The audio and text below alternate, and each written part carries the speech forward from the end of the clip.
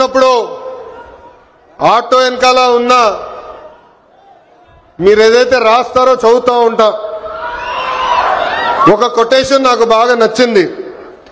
ఆ కొటేషన్ ఏంటంటే, వర్షం ఎలా పడుతుందని పిల్లలు అడిగినప్పుడు దేవుడు కురిపిస్తున్నారని చెప్పొద్దు, మనం ఒక్క మొక్క నాటితే ఒక్క నీటి బట్టు వర్షం ద్వారా వస్తుందని ఒక ఆటో డ్రైవర్ పెట్టుకున్నారు. అంటే ప్రకృతి పట్ల మనకున్న బాధ్యత ఆ ఆటో డ్రైవర్ ఈరోజు సమాజానికి నేర్పిస్తున్నారు. ఇంకొక ఆటో డ్రైవర్ కొటేషన్ చూసా, అందరూ బాగుండాలి, దాంట్లో నేను కూడా బాగుండాలని చెప్పారు. మూడో కొటేషన్, జరా భద్రం భయ్యా, మనందరం చల్లగా ఇంటికి వెళ్ళాలి. అంటే స్పీడ్గా నడపద్దు, ర్యాష్గా నడపద్దని ఆ ఆటో డ్రైవర్ చెప్పే పరిస్థితి.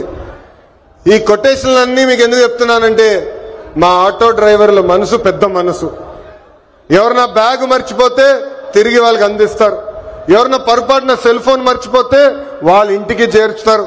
అంతేకాదు, విలువైన వస్త్రాలు దొరికితే ఏకంగా మా పోలీస్ సోదరులు దగ్గరికి డబ్బులో లేని వస్త్రాలు దొరికినాయి, ఇది మీరు జాగ్రత్త వాళ్ళకి చేర్చాలని చెప్పే పెద్ద మనసు ఉన్న వ్యక్తులు మా ఆటో డ్రైవర్లు.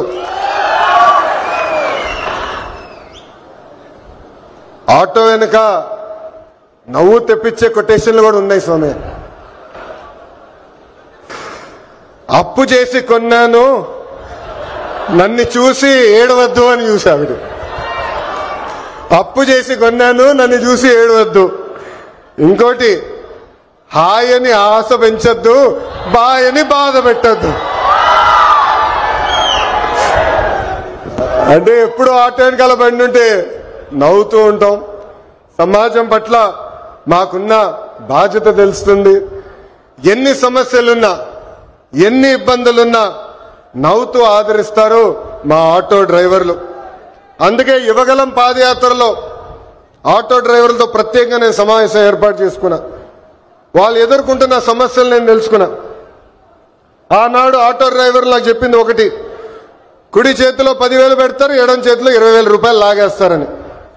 అరే ఎట్లా లాగుతున్నారో భయ్ అని అడిగా. గ్రీన్ ట్యాక్స్ పెంచారు, 20